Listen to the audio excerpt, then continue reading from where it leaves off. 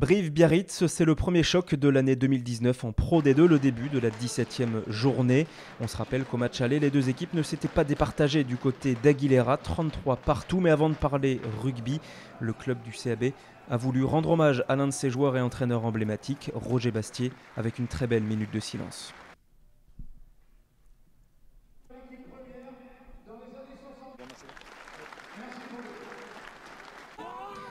L'entame est ensuite musclée entre ces deux formations du haut de tableau et ce sont les Biarros qui s'installent les premiers dans le camp corrézien, sauf que Johan Artru oublie le ballon en route, holding pour Galala qui déploie ses cannes.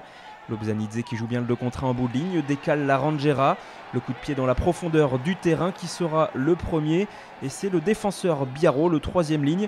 Malheureusement le ballon cafouille au sol, c'est conservé par les brivistes, la Rangera qui trouve Aki en bout de ligne mais il est repris in extremis par Johan Artru. Cela continue d'aller vite au sol, la Rangera stoppée à quelques brins d'herbe de l'embut de Biarro. Et on s'organise finalement devant. Et c'est Otar Djorgadze, le troisième ligne géorgien, qui aplatit le premier essai du match, 7-0 après la transformation. Le troisième ligne géorgien coupable quasiment en suivant 10 minutes plus tard d'un geste dangereux. Cette percussion, coup d'en avant, carton rouge logique donné par Monsieur Noirot. Mais les brivistes sont à 14 contre 14 puisque du côté Biarro, Jarod Poy a écopé d'un carton jaune. Le CAB qui a déjà rajouté 2 pénalités par la Rangera marque un deuxième essai après ce joli geste d'Enzo Hervé, 18-0 avec la transformation, même 21-0 puisque les buteurs sont en réussite. La Rangera a ajouté une nouvelle pénalité. Mais le BO est désormais à 15 contre 14. Poy est de retour sur le terrain et le BO met donc du rythme dans les 22 mètres corréziens. Lucu a surtout bien vu qu'il y avait un surnombre dans le petit côté et la passe sur un pas d'Elkington décale Jarod Poy pour le premier essai basque de cette partie, 21-7 avec la transformation.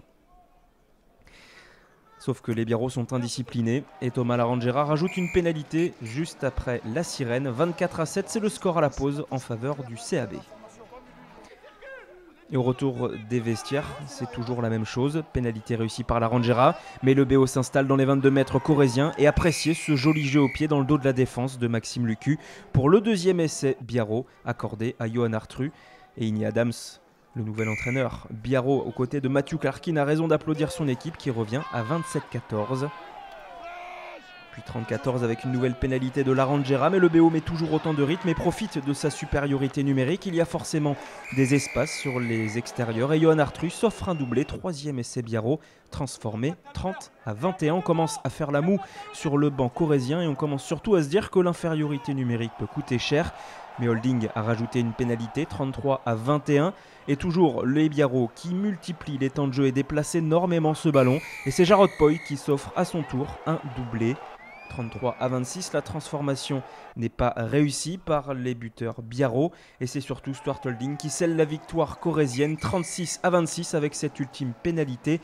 Le CAB démarre très bien l'année 2019 avec certainement l'un des matchs références en termes de solidarité. Surtout, Brive reste invaincu à domicile.